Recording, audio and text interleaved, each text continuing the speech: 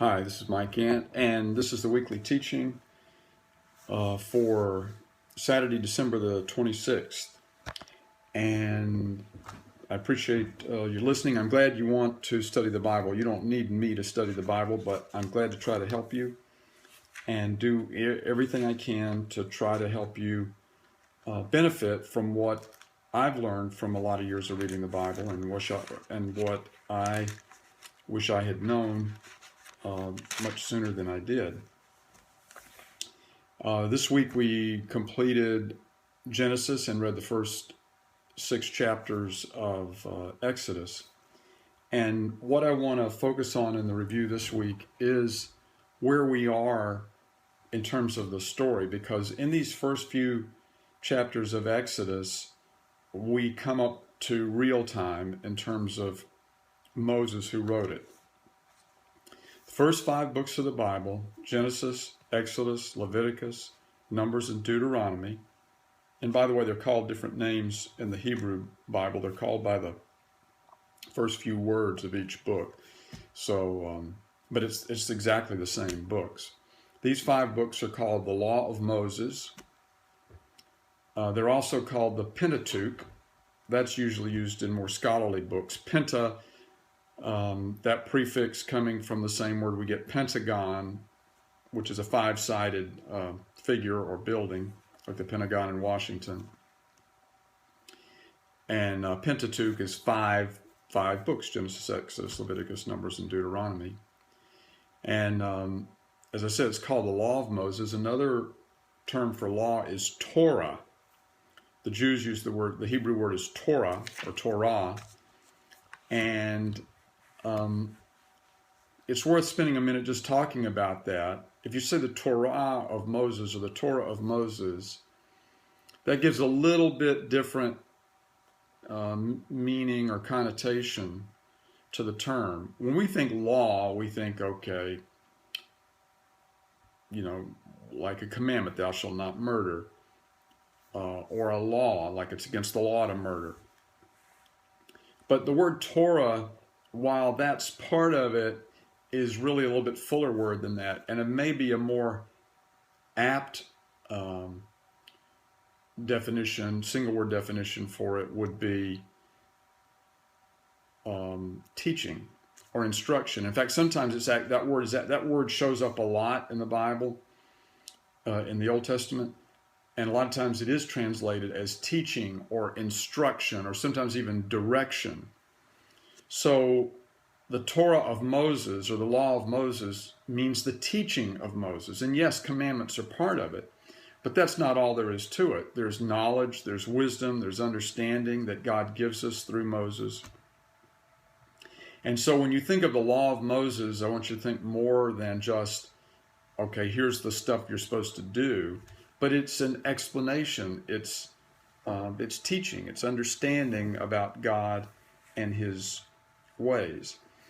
And as I said, this brings us up to real time, because in the opening chapters of Genesis, we see Moses born, and then he grows up, doesn't spend a lot of time talking about his growing up years, except that he was raised in Pharaoh's household as the daughter of Pharaoh, or the son of Pharaoh's daughter, and takes us up to the time he's about 40 years old.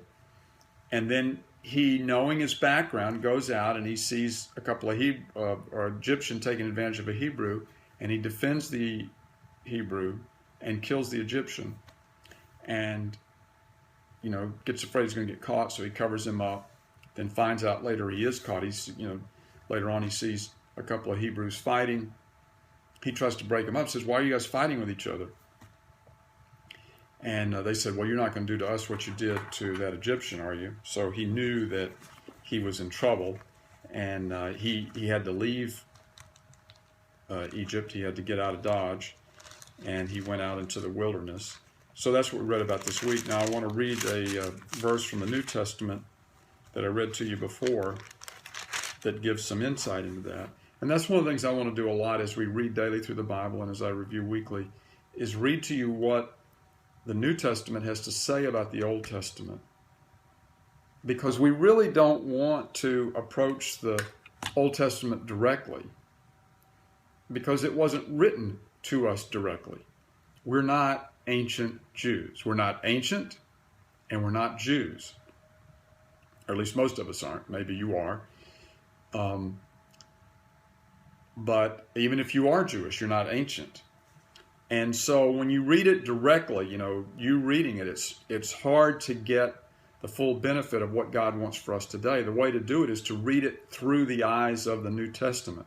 Read it the way Jesus and his apostles read it. And that's what enables us to draw benefit from it. So here's an example. Here's Hebrews 11:24 through 26. By faith, Moses, when he had grown up, that's when he was about 40 years old, refused to be called the son of Pharaoh's daughter, choosing rather to endure ill treatment with the people of God than to enjoy the passing pleasures of sin, considering the reproach of Christ or the reproach of Messiah greater riches than the treasures of Egypt, for he was looking to the reward. And so that passage in Hebrews is reminding us that while Moses enjoyed great privilege in the house of Pharaoh, he traded that for identification with the people of God, the Hebrews. He knew that that's where he came from, and that's where he chose to identify. He had the good life. He, think about it. He was living a life of luxury and power, and he could have almost anything that he wanted. But what he wanted more than all of that was to take his place with the people of God. He wanted to be associated with God. And that's something for us to emulate. It says by faith Moses did that. So today, you and I, by faith, identify with God by identifying with the people of God. And in so doing, we put at risk all of our worldly treasure, all of our worldly reputation, all that we could gain in this world, and say, that's really nothing compared to identifying with you. And you'll remember that Jesus said, you cannot be my disciple unless you love me more than all these other things. That's what it means to be a disciple. So even back then, Moses was setting an example for us. So in these opening chapters of Exodus, we see what distinguishes Moses, that he's a descendant of Abraham. And even though he's enjoying the finer life as the adopted child of Pharaoh's daughter, he gives all that up because he wants to be right with God. And as I say, this brings us to real time. Moses wrote these 5 books. And the book of Genesis was Moses saying to his people, this is, okay, here's a reminder, guys. Here's how we got to where we are. Here's how we came to this place. Because Moses is writing this while he is in the wilderness. Remember, Israel ended up spending about 40 years in the wilderness, plenty of time to write. And so the law of Moses is pretty long. Moses wrote all this out. And the first book that he wrote was to write, okay, here's how we got from creation to where we are. How did we get here? And then the other 4 books, Exodus, Leviticus, Numbers, and Deuteronomy, were all real time. They all covered that 40-year period, or you could actually say 80-year period, beginning with the birth of Moses, even though it only spent like a chapter or so on Moses' earlier life. But it covers from the birth of Moses at the beginning of Exodus till Moses' death, which is actually at age 120. So you could say 120 years, because Moses, he lived 40 years as the son of Pharaoh's daughter, then 40 years in the wilderness, and then God calls him out to lead Israel out of the land of Egypt, then another 40 years in the wilderness with them, and then he dies at age 120. So those 4 books cover those 120 years, but almost all of it was focused on the last 40. From the time Moses led the children of Israel out of Egypt until the time they were about to go in the promised land. Moses died, and then Joshua takes over. So these early chapters of Genesis mark the beginning, and this was the beginning of the Bible. Think about the fact that in all that happened in Genesis, all that happened with Adam and Eve, with Cain and Abel, with Noah, with Abraham, with Isaac, with Jacob, with Joseph and his brothers, there was no command to write anything down. They may have had some writings, we don't know, but God gave no command. But with Moses, God gave the command that all this should be written down. And it's a pretty big part. If you take those first 5 books of the Bible and you hold the pages up, it's a pretty big portion of the Old Testament and even of the Bible. So that's the foundation. The law of Moses is the foundation of what would be the Bible. We could say that's what gave us the covers of the Bible. Before that, there was no Bible. But from that point on, there'd be a Bible. And if you stop and think about it, it makes a lot of sense that God would do it this way, because the Exodus was when God took the descendants of Abraham from being a family or being a clan to being a nation. They had been slaves in Egypt, so they were living under the laws of Egypt. There was no reason nor any means for them to have their own law. But being taken out of Egypt, they now needed a law, and God was going to give them a whole set of laws.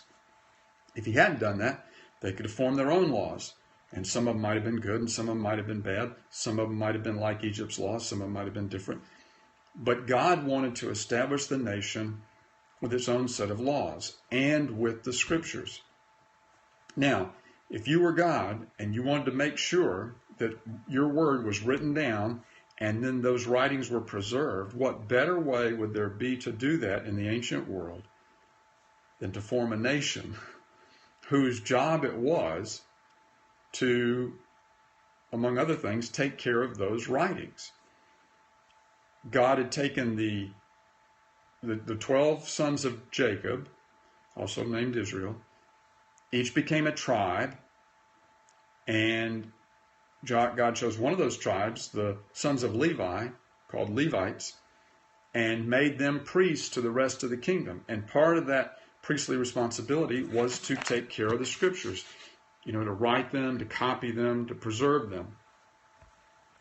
And that became the foundation upon which other scriptures were added. Later on, when Samuel wrote, or when David wrote, or Isaiah wrote, the things they wrote were then added to what Moses had written because the foundation had been established. A binder had been created, so to speak, to which they could append these different scriptures. If you think about our own nation, about America, we've got the Declaration of Independence, we've got the Constitution, the Federalist Papers, and then there's all the correspondence, say, between Thomas Jefferson and John Adams. So these documents are all treasured, revered, and preserved by the nation. England's not keeping our documents. Germany's not keeping our documents. Russia's not keeping our documents. They're all keeping their own documents. We're keeping our documents. And Israel was keeping the documents of the Word of God. So this time we're at in Exodus is when God is beginning to keep a written record for us, a record of his promises. Because remember, he'd made promises to Eve, he'd made promises to Noah, he'd made promises to Abraham, to Isaac, to Jacob. All these promises are recorded and accumulated in this word. And now through Moses, he's going to establish even more. And one of the promises he made through Moses is in Deuteronomy 18:15. Moses said, God will raise up for you, in the days to come, God will raise up for you a prophet like me from among your brethren. Now, after Moses, Joshua came along, and he was a great leader like Moses, but he didn't fully fulfill that promise. He was like a down payment or earnest money on that promise. And likewise, other prophets rose up, Samuel, David, Isaiah, Jeremiah, Ezekiel, Zechariah, and so on. All these prophets rose up. But the people understood that there was a much, much greater prophet that God had in mind, and that was the Messiah. And so that's why we see throughout the New Testament Jesus being related to Moses, because Jesus is the one that Moses had in mind. That's why it says in John 1:17 says, "For the law was given through Moses," or the Torah was given through Moses, "but grace and truth are realized through Jesus Christ." The Torah through Moses, but grace and truth realized through Jesus Christ. And this is why in John 5, Jesus said to the religious leaders that were challenging him, he said, "Moses wrote of me, but if you don't believe his writings, how are you going to believe my word?" Now, Jesus was not only like Moses, he was greater than Moses. He was the leader from heaven. Moses was a leader on earth. Let me read you another passage from, this one's from Hebrews 12:28. And listen for the comparison and contrast between Moses and Jesus. It's going to be talking about Moses first, then about Jesus. "For you have not come to a mountain that may be touched, into a blazing fire, and to darkness and gloom and whirlwind, but to the blast of a trumpet, and to the sound of words, which sound was such that those who heard begged that no further word should be spoken to them.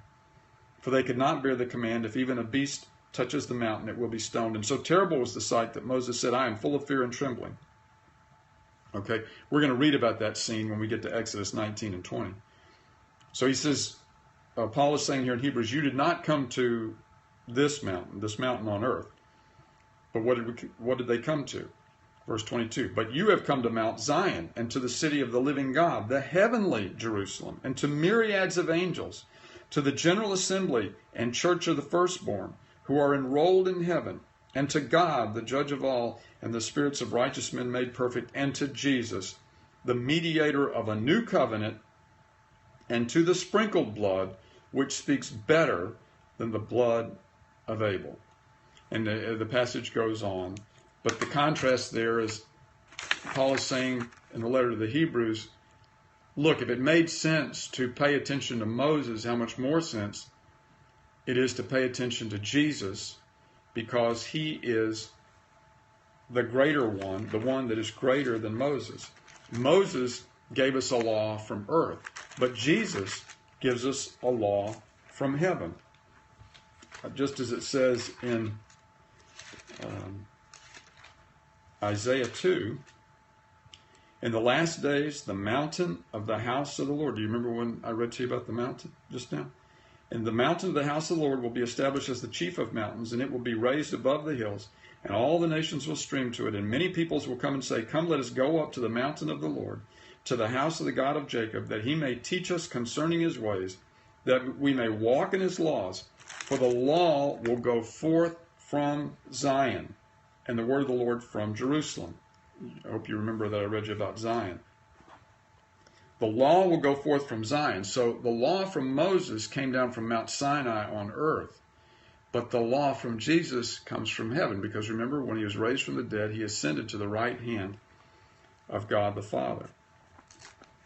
Also in Hebrews, in the 3rd chapter, it says this, "Therefore, holy brethren, partakers of a heavenly calling, consider Jesus, the apostle and high priest of our confession. He was faithful to him who appointed him, as Moses also was in all his house. For he has been counted worthy of more glory than Moses, by just so much as the builder of the house has more honor than the house. For every house is built by someone, but the builder of all things is God. Now Moses was faithful in all his house as a servant for a testimony of those things which were to be spoken later. But Christ was faithful as a son over his house, whose house we are, if we hold fast our confidence and the boast of our hope firm unto the end." So I recognize that some of these passages I'm reading might sound a little tedious or a little hard to fully grasp. But here's the main thing to take away from all this, that Moses was given by God, appointed by God, sent by God to establish a precedent so that when Messiah came, there would have been a precedent for what he's doing. Everything Jesus did, there is precedent for in the Old Testament. In fact, that's the primary purpose of the Old Testament, is to establish that precedent so that when Messiah came, the people would know how to react to him, how to respond to him. And the Jews were certainly faithful to Moses. That's one of the big arguments that the religious leaders of Jesus' day had against him, was that, hey, you're not doing it the way Moses said. And Jesus' point to them is, no, I'm not. But Moses said that I would be coming. And therein you should know that I would not do it exactly like he did. If Moses had laid it all out and there was no more to be said, then why would Moses say, God will raise up for you a prophet like me from among your brethren? What need would there be for God to raise up another one if Moses had laid it all down, all that needed to be said? No. What Moses laid down was temporary and established a pattern or a precedent so that when Messiah came, we'd have a way to understand him and a way to frame him in our minds. He is our leader, our teacher, our lawgiver. And that's why when Jesus came, he didn't have to write anything. He didn't have to come and write a book. Jesus didn't write anything. In fact, the only mention we have anywhere in the New Testament of Jesus ever writing anything is when they brought the woman caught in the act of adultery to Jesus and said, Moses said in the law we should stone her. What do you say to do? And he said, which one of you's got is without sin? You throw the first rock.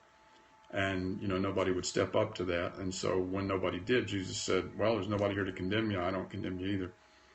And he did tell the woman, go and sin no more. But while he was waiting for them to come forward to see her throw the first rock, it said he bent down and wrote in the sand. It doesn't say what he wrote in the sand, but presumably, I don't know if he was just doodling or if he was writing one of the commandments. People have a lot of theories about what he wrote.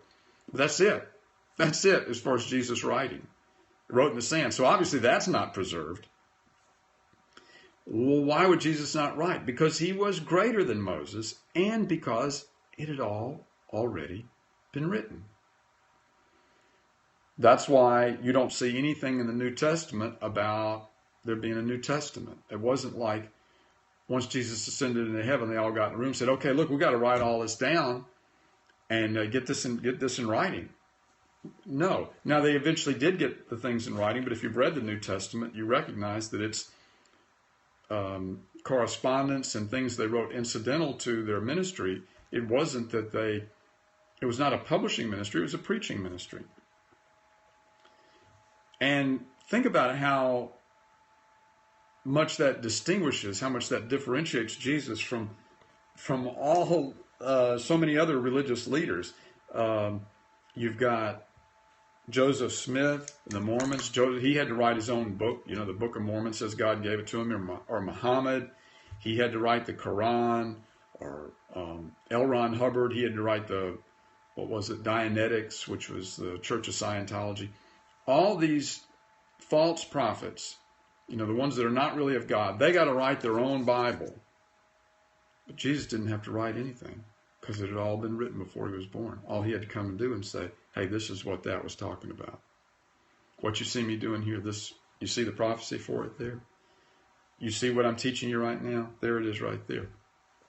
Because Moses was focused on this life, and Jesus is focused on the invisible life, the spiritual life, the heart.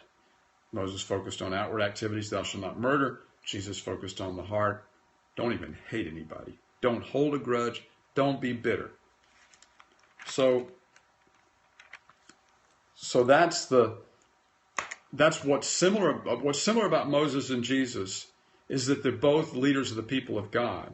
But what's different about them is that Moses was the temporary leader, Jesus is the eternal leader, the permanent leader. Moses taught about how to live on earth. Jesus teaches about how to live on earth and in heaven, how to bring the kingdom of heaven to earth. Moses taught the descendants of Abraham according to the flesh. Jesus teaches the descendants of Abraham according to the spirit. In other words, the people that are like Abraham. And Moses was a man and Jesus is God. Now, I want to conclude this today with one more comparison between Moses and Jesus. And to do that, I need to read two short passages. The first one is from Acts chapter 15. And this comes at a time when they're having an argument in the church about whether or not Gentiles need to be circumcised like the Jews had been circumcised all these years. And Peter is talking, and he's arguing, saying, look, the Gentiles do not have to be circumcised. This is not about keeping the law of Moses. This is about the law of Christ. The law of Christ is love. That's the summary of all that Jesus taught. Love God first and foremost. Love your neighbor as yourself. And in Acts 15:10, Jesus said, now therefore, why do you put God to the test by placing upon the neck of the disciples a yoke which neither we nor our fathers have been able to bear? Why do you put God to the test by placing upon the neck of the disciples a yoke which neither we nor our fathers have been able to bear? Now, what I want to do is compare that with what it says in another verse of Scripture, or short passage, and you'll recognize these words. This is Jesus himself speaking from the Gospel of Matthew. Jesus said, come to me, all who are weary and heavy laden, and I will give you rest. Take my yoke upon you and learn from me, for I am gentle and humble in heart, and you shall find rest for your souls. For my yoke is easy and my load is light. So you get the contrast? The yoke of Moses, Peter says, and he was a Jew, he says that's a burden that neither we nor our fathers have been able to bear. It's been a heavy yoke. It's been hard. What's hard about it? Well, you got to haul that tabernacle all around everywhere you go, and then they finally build a temple, and then because of their shortcomings and their sins, God has to drive them off the land, and it's just, and even when things are going right, they got to kill all these animals and prepare them, and it's a heavy yoke. But what's the yoke of Jesus like? Well, with the yoke of Jesus, you don't have to carry anything around. You don't have to sacrifice any animals. You don't have to travel to the temple to do your worship. You can serve him and worship him wherever you go. And that's why Jesus said, my yoke is easy and my burden is light.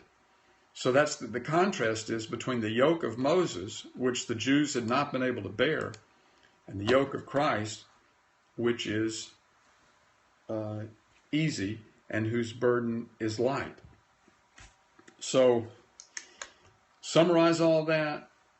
The law of Moses, the Torah of Moses, gives us the foundation of the Bible, and Jesus is the capstone of the Bible.